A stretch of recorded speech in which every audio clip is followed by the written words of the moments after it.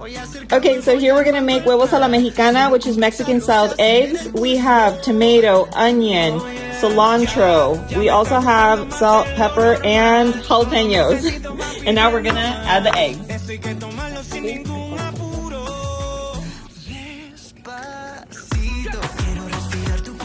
Okay guys, so as you can see, we're being savage mode. We are making 4 eggs, and we're gonna whip this up and I'll show you the next step.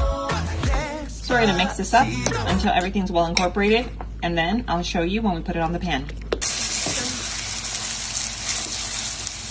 Now we're just gonna scramble it around. Okay guys, so here is our huevos a la mexicana, or Mexican styled scrambled eggs. Go make them, you're gonna love them.